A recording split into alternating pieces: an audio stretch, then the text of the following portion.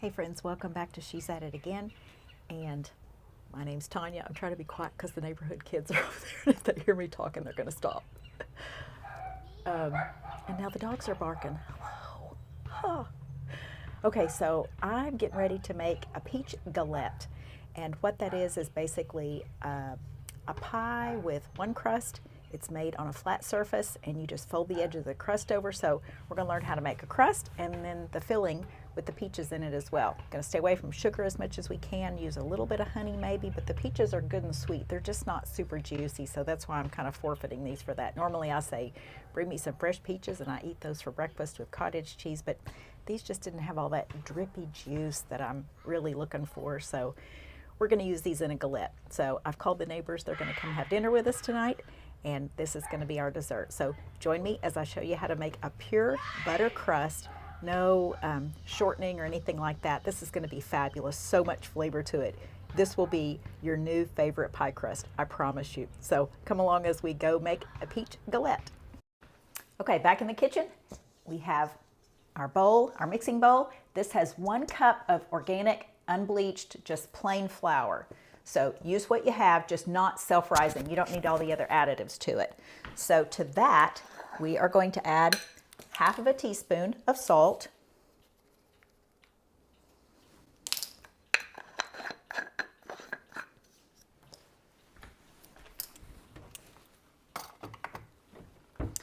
Let me get my butter out.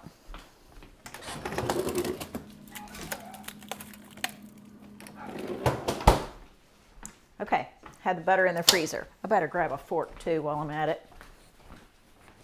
I don't know why I can't seem to get things together.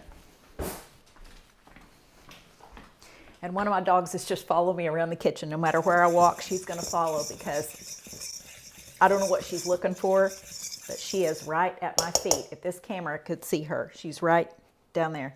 If I walk over there, she follows me there too. Okay, this butter was in the freezer. That's the key. I think I've told you before about, I can't remember what the video was that we made something and the butter needed to be frozen. But this is your key to having a very flaky crust. If you're intimidated by pastry crust, don't be. Just trust me on this one.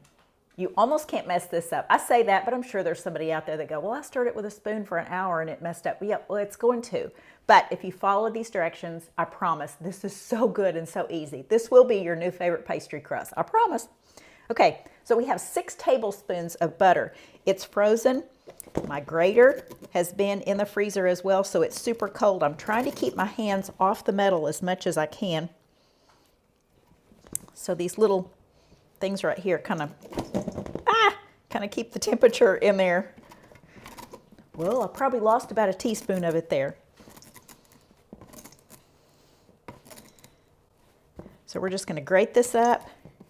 About halfway through, I'm going to take and toss the flour around just to coat those pieces of butter in there.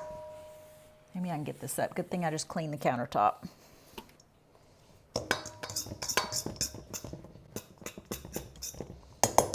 So ideally what you want to do is each one of those little pieces of butter, these little shreds of butter, you want to coat it in the flour.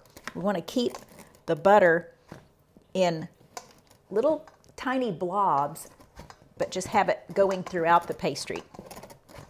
You don't want it to be a smooth consistency. This needs to be chunky.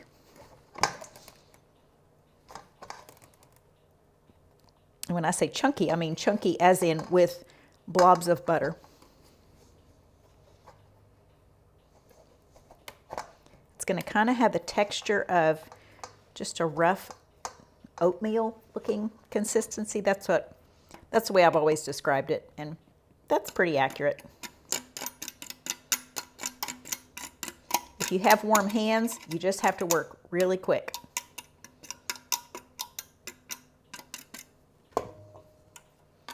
Oh, I think it was biscuits. Yeah, it's the biscuit video. If you haven't seen the biscuit video, be sure and check that out. But with biscuits, we do the same thing because we want that butter to be in little blobs, in little pillows throughout the flour mixture. And the steam from that just makes the flakiest crust ever.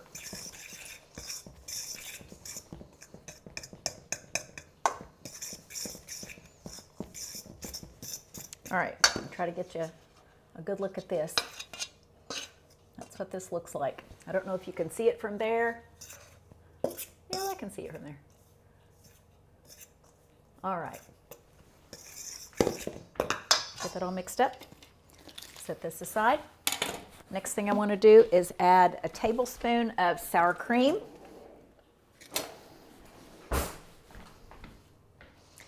And yes, I said sour cream.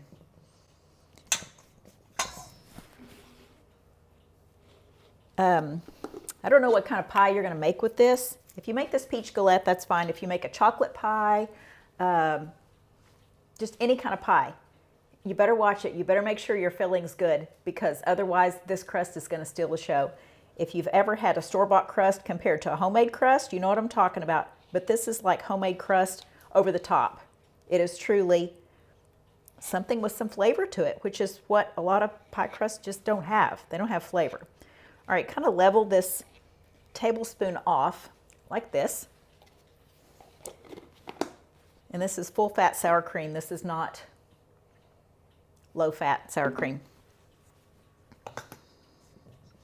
We're just going to plop it out right in the middle of our flour. Don't stir it yet.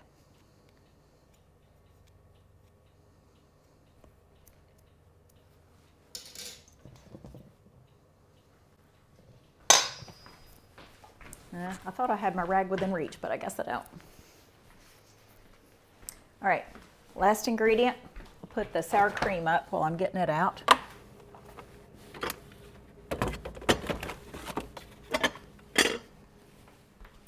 I have 3 tablespoons of ice water. And when I say 3 tablespoons, it is right on the 3 tablespoon mark. So this has been chilling in the refrigerator. Pour it directly on top of your sour cream. And we're going to lightly stir this around.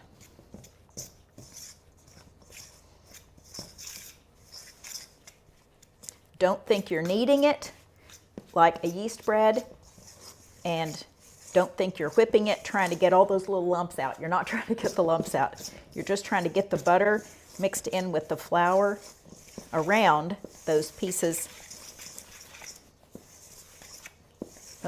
Get the water mixed in with the flour around those little pieces of butter. I was trying to be careful there because my husband always says, you realize you didn't say what you thought you said. So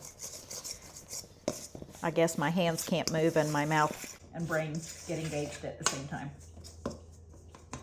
All right, if you see a little blob of sour cream, you can kind of chop it up.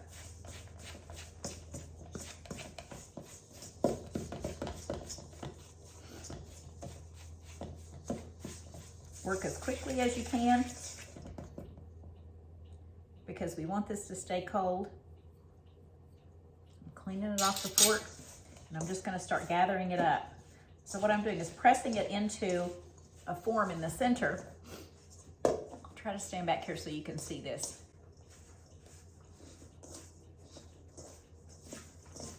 And initially you're going to think, that's not enough water, I need to add more water to it. Don't add more water to it.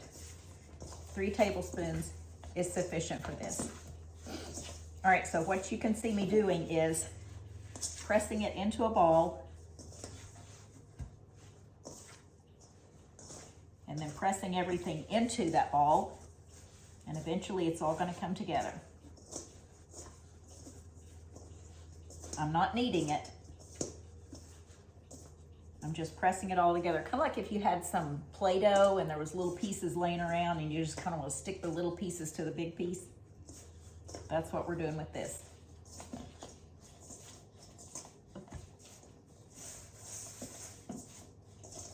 Now, if you've got less than 3 tablespoons and it's just incredibly dry and you think there is no way and you keep working with it, then add maybe a drop or 2, but don't add another tablespoon. But mine is going to be just fine. Now keep in mind too, the flour takes a little while to start absorbing that water. It is a grain. So just give it a minute, let it relax a little bit, and let it keep absorbing it.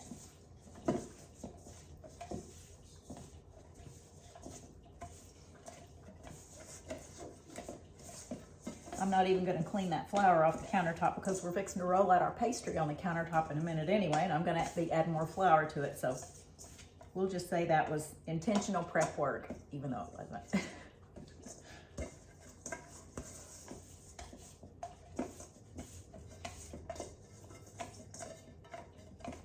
Okay, this has come together in a bowl, and I'll try to pick it up with both hands in just a minute and show it to you.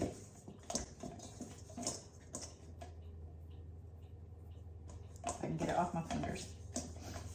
All right, I'm gonna get a piece of parchment and wrap this up so we can stick it in the fridge.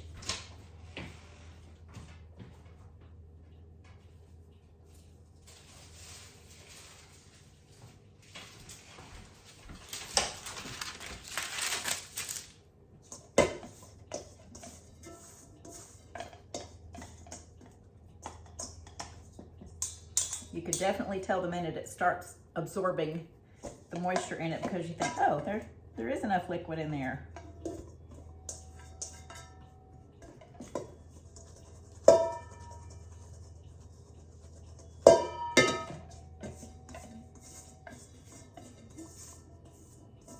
Make sure your bowl is big enough where you can have sufficient room to kind of roll it around in there. You don't want a pan or a bowl that's too small when you work with things. There's fewer things more frustrating than have to wash more dishes than what you actually have to have. And this would be one of those times you couldn't transfer it to a bigger bowl anyway. Okay, set that aside. We're going to flatten this down just a bit because we're going to be rolling it into a round shape eventually. But for right now, we're going to put it in the refrigerator to stay cool because we're going to be over there sectioning our peaches up and getting that mixture ready. All right, so we're going to put it in the refrigerator just like that.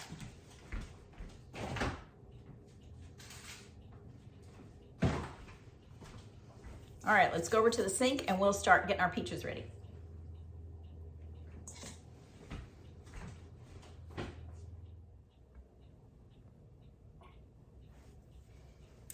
Okay, I have to apologize for the sound. As soon as I did that last segment, I looked down at my microphone to turn it off to move everything over here to this counter, and it said card full.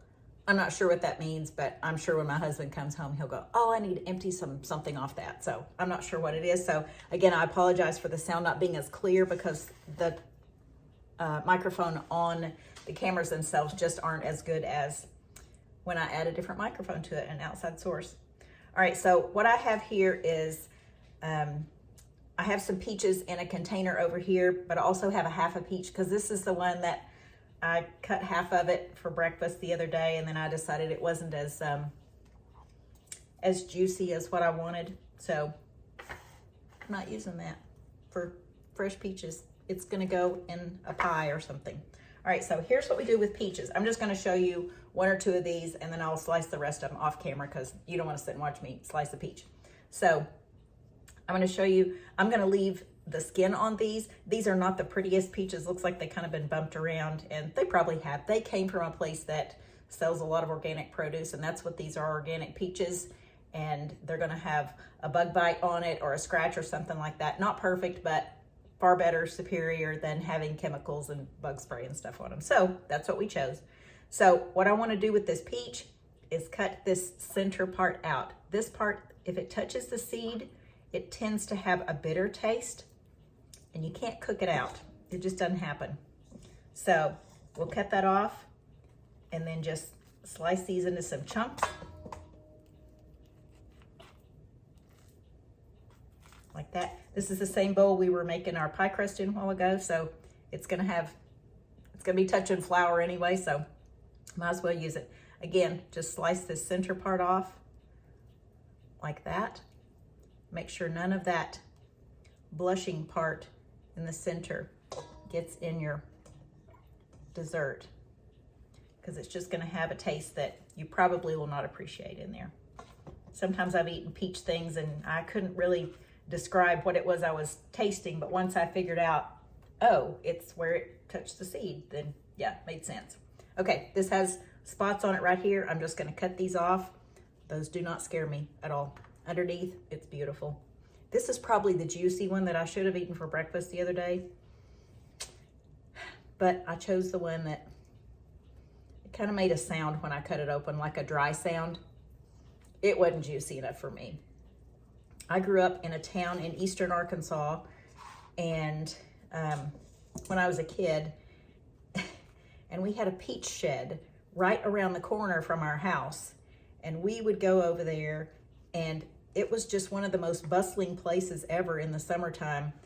There were conveyor belts. This was outside. It was like on a big deck. It was probably 4 or 5 feet tall. The deck was up above because they constantly had water running in there to wash the peaches when the trucks brought them in.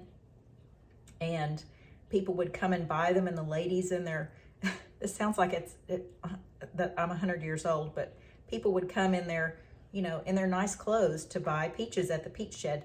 But we would stand around, us little kids standing there, and every once in a while the men that were working in there would throw us peaches, and oh my word, they were so juicy. They'd be running down our arms, dripping off our elbows. It was just the craziest, most delightful thing ever.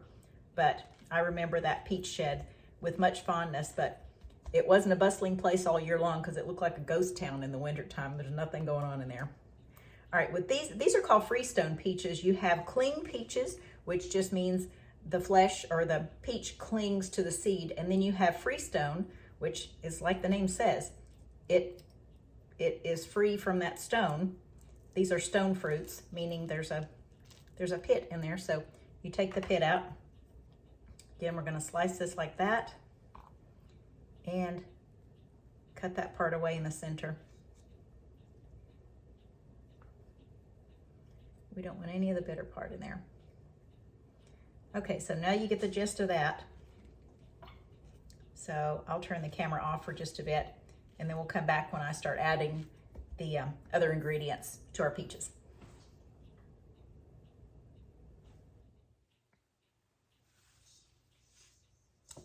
Here's our peaches. We got them all cut up, and the centers of them cut out. Now remember, we left the peel on these, which does not bother me at all. If you don't want the peel on yours, then dip them in some boiling water real quick, slip that peel off, but they don't bother me at all.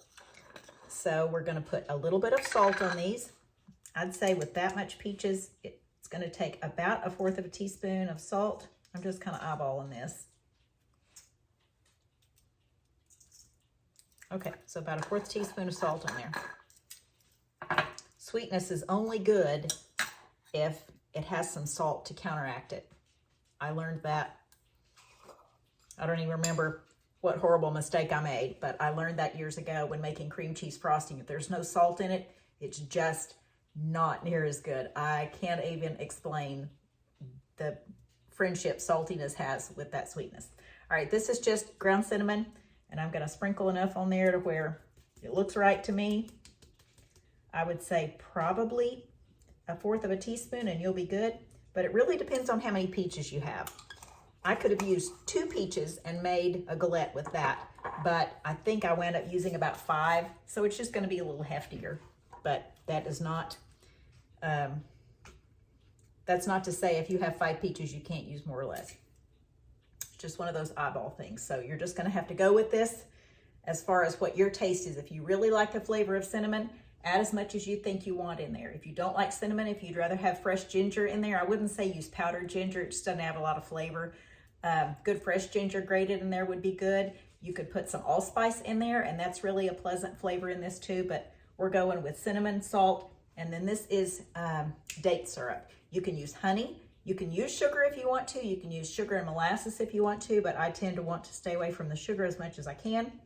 And the date syrup is really super low on the glycemic index, and it gives it almost a flavor of molasses. That's what I consider it. And maybe it's just an optical illusion and makes my mind think it's tasting like it because it's a dark color. So we're just gonna gently toss this. I don't wanna tear them up and mash them up too much. I want them to stay in as big a pieces as I can keep them in. Just give this a toss around over each one of them has at least a good coating of cinnamon, salt, and the date syrup on there. So we're gonna go back over to the other side of the kitchen island now. We're going to roll out our pastry while this sets and just kind of macerates in these this date syrup and makes some little bit of juiciness. So we're going to roll out our pastry crust. Eventually, I'm just going to make a pie with you. I'm just going to do a video on making a pie and show you how to flute it on the edge and all that, which there may or may not be somebody out there that helps, but it would have helped me, I think, if years ago somebody would have shown me. I just happened to luck out and get it right my first day of home ec class, and I have thought that I was a pro ever since. I was meant to make pies. That's just the story, and I'm sticking with it.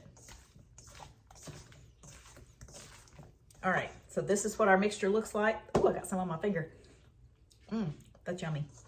Okay, we're gonna go over there to the island. We're gonna roll out our crust, and then we'll get our galette going. We'll pre-bake it ahead of time, and then I'll just keep it warm and then heat it up right before dessert and serve it to our guests tonight. So go with me to the island. All right, we're gonna try to get this rolled out before my husband pulls in the garage. All right, let's get our pastry out of the refrigerator. I just start preheating my oven. I have it set at 400 degrees. We'll see how that works.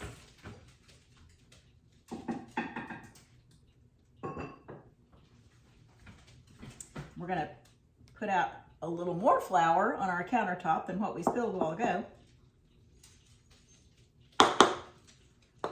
I always keep my extra flour nearby just in case we need some for the top of it. We don't want any surface of the pastry to be sticky once we start rolling it out, because then it'll stick to your rolling pin or the countertop, and that's not something you want. Now, this has not been in the refrigerator long enough to make it hard. It's still very pliable, but it's easy to work with. This is going to be one of those rustic crusts to where it, like I said, it's just a single pastry. So you could use this. This is just a recipe for a single pastry pie crust, but this is going to be the kind that covers the bottom of it. You put your fruit on it, then we're just going to kind of fold the edges around. And it's really pretty when it's finished.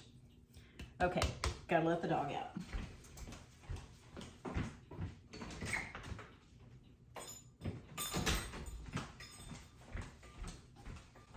Sorry, this is like running a daycare and trying to cook at the same time. And video it. I can cook and run a daycare, but not and video it.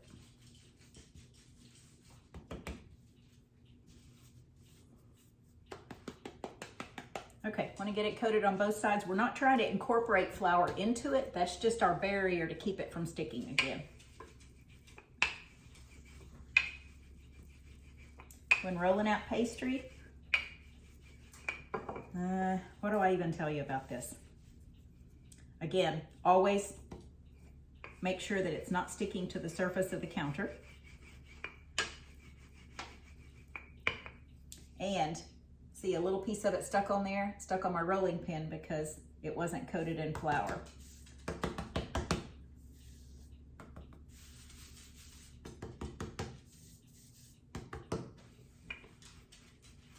Ideally, you want to start in the center and roll toward the edges.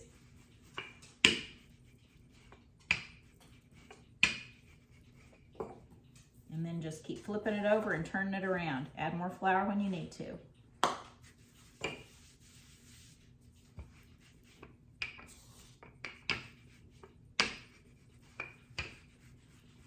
I'm hoping this shows up on camera, but it might not be. But ideally, what you want to see are little blobs of butter in that pastry. And that tells you right there that you've done your job well in not over mixing it.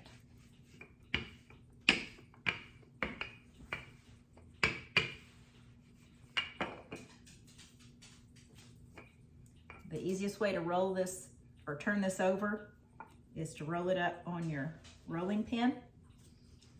Sprinkle the flour on your countertop again. Put it back down.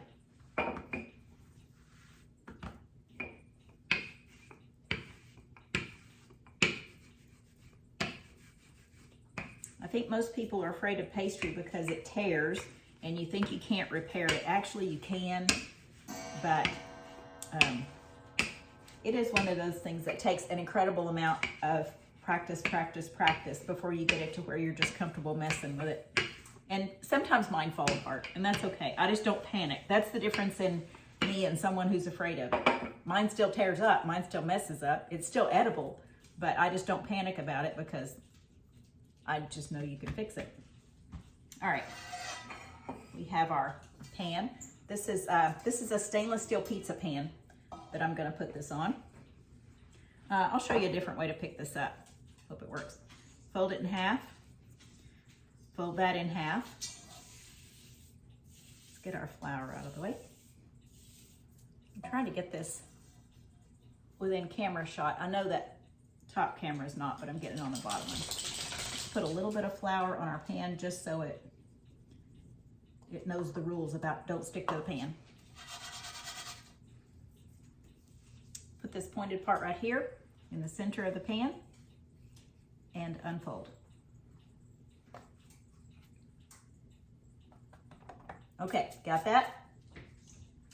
All right, I'm gonna put a little bit of this flour in these peaches and this other mixture I put on them. I would say I probably just sprinkled a tablespoon of flour in there. Not a lot, but it's going to absorb any of the juices that might be coming out of these not so juicy peaches. Keep it from running all over the place.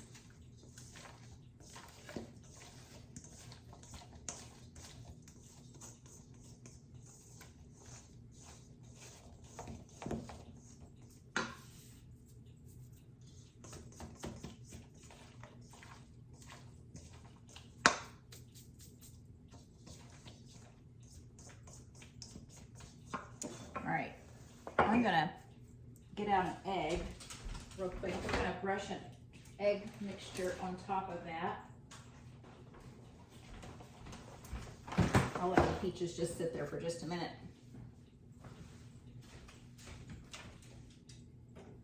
No, that's not what I want. I want a brush. I'm going to put it in a container where I can actually use the rest of the egg tomorrow.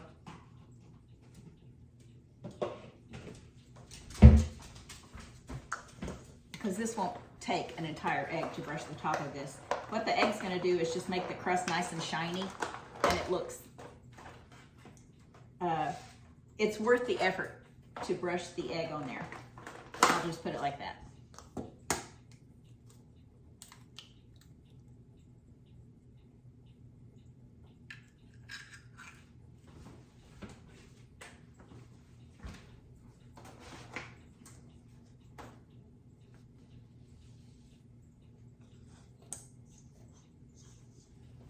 All right, let me get this back to where you can see it on both cameras. We're gonna take our peaches and pour them right in the center. And if you want to spread them around to the edge, you can, but it just looks prettier when you leave it kind of lumped up in the center. It allows more of the outside crust to be brought to the center of it. It just looks pretty. It looks kind of like a little volcano at first.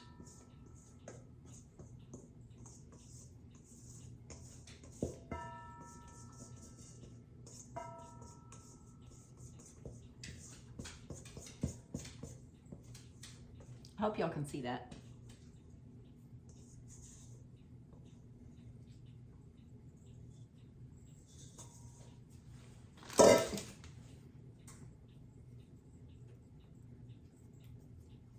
Just shape it into as much of a good circle as you can. And then we're going to start folding around the edge. Fold this right next to it, fold that. And just go around. Remember, when you grab the side, it might look like it's wanting to tear, and that's okay. This is a very rustic looking dessert. Push it down just a bit. Now, if this were apples, I'd say stick some pieces of butter on there, but this is not apples. Apples are not quite as juicy at first as peaches normally are. All right, we're gonna take our egg, and I'm not going to break this egg. I'm just going to use the egg white and brush on this.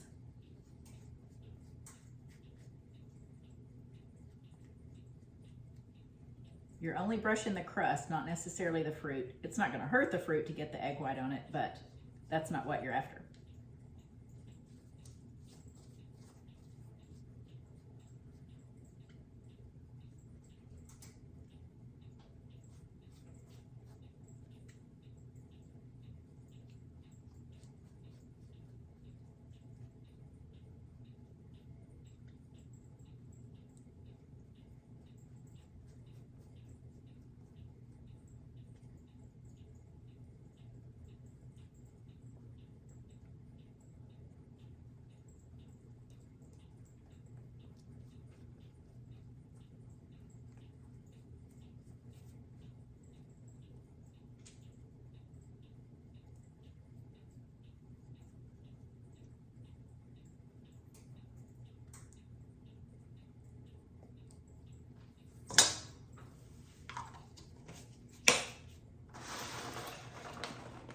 These go back in the fridge.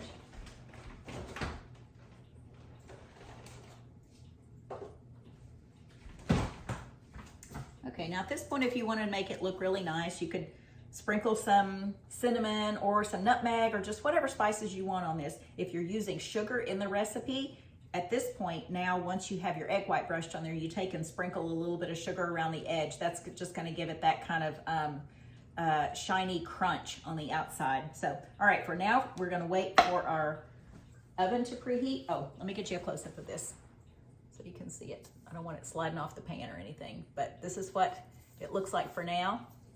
And although it may not look like much now, it's going to look good when it comes out, and it's going to smell phenomenal. I can promise you that. Again, too bad you can't smell through the videos, because that would be fun.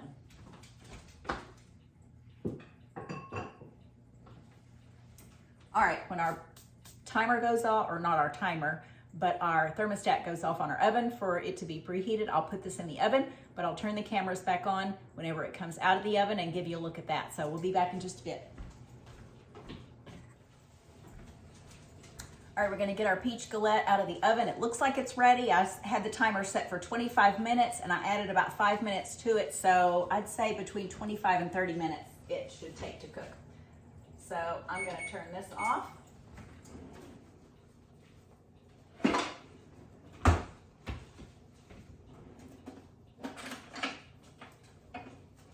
I'll need my hot pad.